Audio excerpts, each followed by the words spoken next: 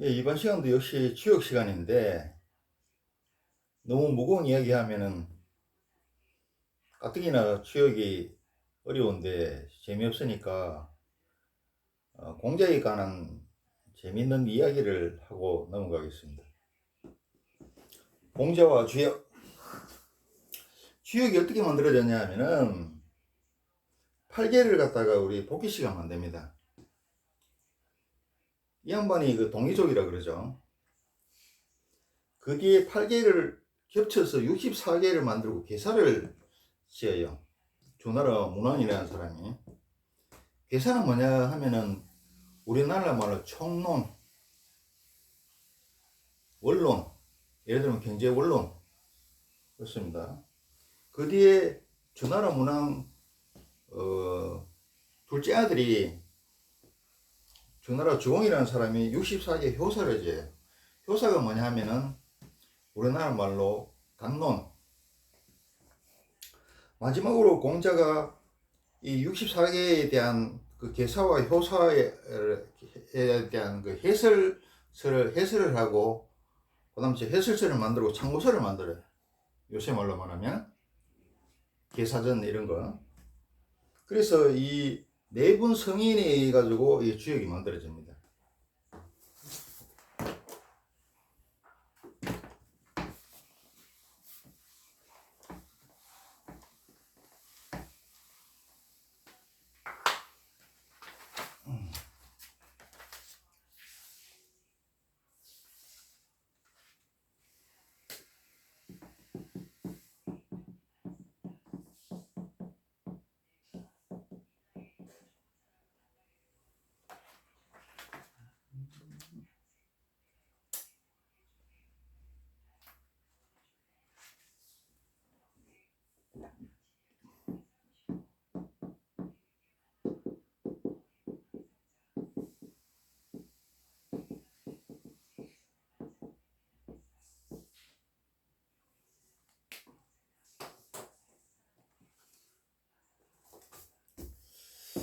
그다음 우리 2편 3절이라는 걸 학교 다니면서 배웠어요.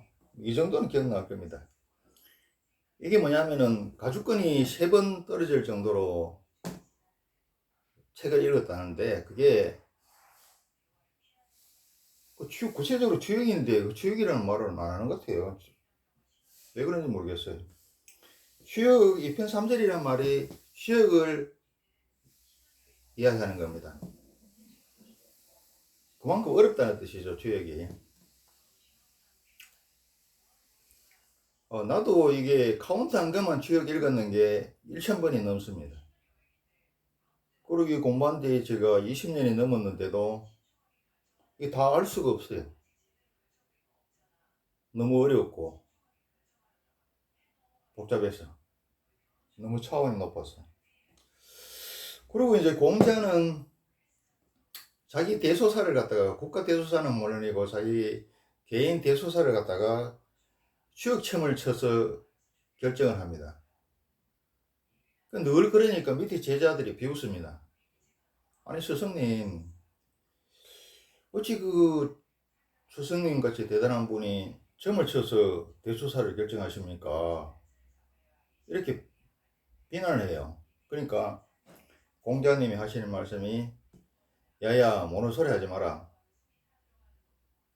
열에 7선 맞는다 이렇게 나왔어요. 요새 말로 하면 70%는 맞는다 이런 이야기입니다.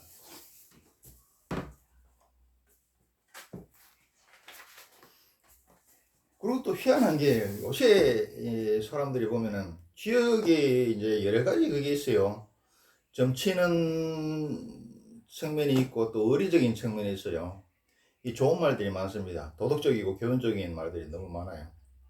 그런데 이게 원래 점치는 거로 만들었는데 그 하다 보니까 좋은 말들이 너무 많아서 이제 의리적이고 도덕적이고 교훈적으로 사용을 했는데 요새 뭐 또 주역 공부 어설프게 하는 사람들은 무슨 공자를 대단히 높이고 주역을 대단히 높이려고 주역은 점치는 게 아니다 이런 식으로 이야기하는데 나 왜 그런지 모르겠어.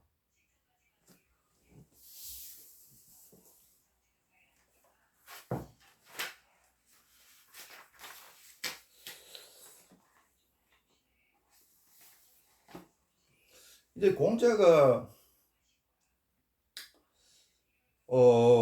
시역을 2편 3절까지 하면서 공부해가지고 50세가 돼서 천명을 알았다 이렇게 나왔어요. 지천명, 천명을 알았다 이렇게 이야기를 했고, 그리고 이제 주역점을 수시로 치고 그 다음에 70% 맞는다까지 이야기했고, 국가나 개인 대소사에 주역점을 쳐서 그에 따라서 결정하고 행동을 했지만은 완전히 주역을 믿지는 않은 것 같아요. 그래서 공자가 자기 고향인 노나라에서, 공자도 우리 그 동이족이라 그러죠. 대사구 벼슬을 합니다. 법무장관. 그 잠깐 해요. 그거 하다가 55세 무렵에 노나라에서 실권을 쥔 그 대부 개손자, 이런 세력들이 모함으로 쫓겨나게 됩니다. 쫓겨나게 되는데, 공자는 또 노나라에서는 이제 자기 뜻을 펼 수가 없으니까 중국에 그때는 작은 나라들이, 수많은 작은 나라들이 있었어요. 그게 이제 돌을 펴갔다고 사전에 점을 쳐봅니다. 점을 쳐보니까 뭐가 나왔냐 하면은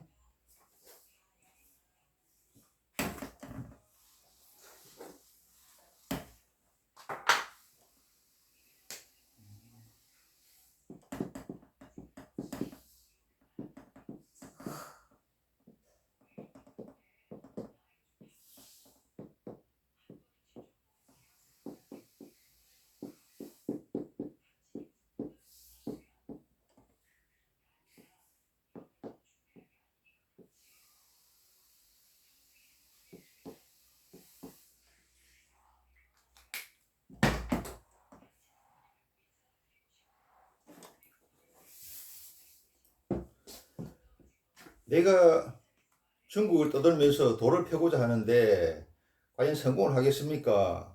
이렇게 묻고 점을 치는데 산압이라는 개가 나왔어요. 이거는 이제 여러 가지 뜻이 있는데 한마디로 딱 줄이면은 빛 좋은 개살구라는 뜻입니다. 그러니까 명성은 있으나 벼슬을 못한다는 이 뜻이죠. 근데 우리가 참 유교를 청빈낙도로 잘못 알고 있는데 그건 아주 일부분에 불과합니다. 공자님은 이 세상에서 제일 귀한 것은 북이다 이렇게 이야기하셨고, 그 자리에 있지 않고는 그 뜻을 펼 수 없다 이렇게 했어요. 그래서 공자님은 북위를 굉장히 중요시하셨고 벼슬을 굉장히 중요시하셨어요. 부처님도 마찬가지입니다. 부처님도 태자 자리에 있다가 그거 싫다고 출가하신 분이지만은 왠지 깨달음을 얻고 나서 불교를 포교할 때는 그 권력, 왕이나 귀족 이런 데 집중적으로 포교를 했어요. 왕이나 귀족, 권력을 쥐고 있는 왕이나 귀족들한테 포교를 해야 포교가 쉽다고, 포교의 성과가 크다고. 그래서 공자님이 이제 빛 좋은 예술구가 나왔으니까 당신은 명성은 있지만 벼슬을 못한다는 이런 뜻입니다. 빛 좋은 기사를 보니까. 그래서 공자가 막 울어요. 자기는 다른 나라에 가서 벼슬을 얻어서 자기 뜻을 펴고 싶은데 그게 안 된다 하니까 울어요. 그러면서 취역점을 한 번 더 쳐달라고 이야기합니다. 근데 원래 취역점은 산수몽계에도 나왔다시피 취역점은 한 번 쳐야 되지 두 번 치면 안 됩니다. 근데 두 번 치는 경우가 특별한 또 예외가 또 세 가지인가 있어요. 그거는 나중에 이야기하겠습니다. 이야기하는데 특별한 경우 아니고는 취역점을 두 번 쳐서는 안 돼요. 그건 하늘을 모독하는 겁니다. 그래서 울면서 한 번 더 쳐달라고 부탁해요. 그게 나온 게 이 화산예입니다. 화산예는 뭐냐면 여기저기 떠돈다는 뜻이에요. 여행을 떠난다 이런 뜻이고요. 여행은 요새 이야기하면 비행기 타고 무슨 해외여행 하는 걸 생각하시는데, 옛날에는 길도 없고 교통수단도 없고 마땅한 것도 없고 호텔도 마땅한 호텔도 없고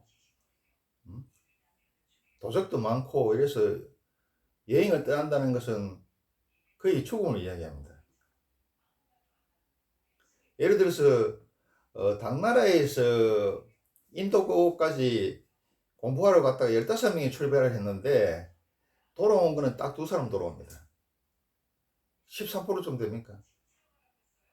그만큼 어려운 겁니다, 옛날에는.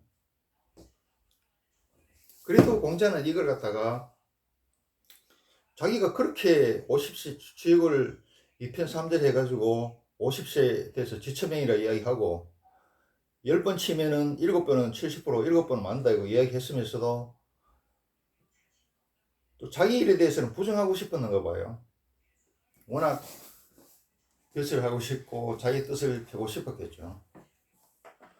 그래도 이걸 안 믿고 꾸역꾸역 떠나요.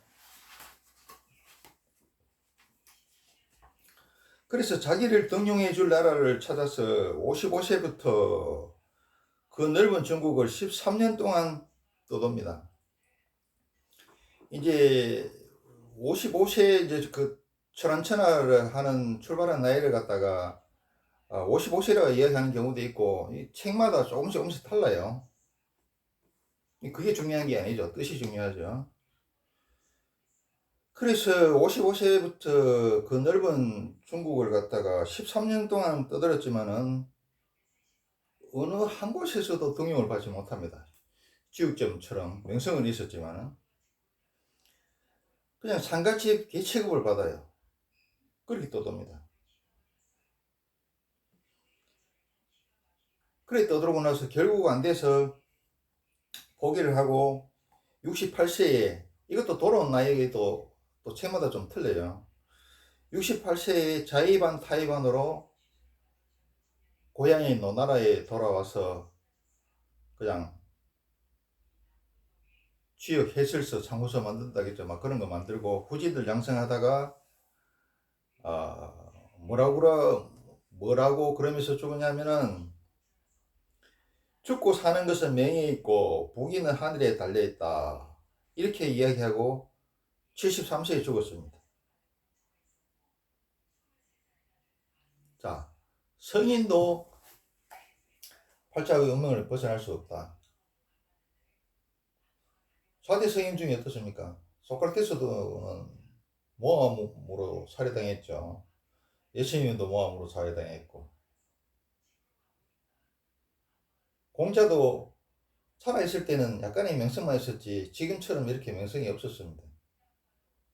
한나라 때 무제가 자기 국가 권력을 공고히 하기 위해서 유학을 갖다가 국교로 삼아가지고 엄청나게 펌프질을 하고 장렬해서 그렇지.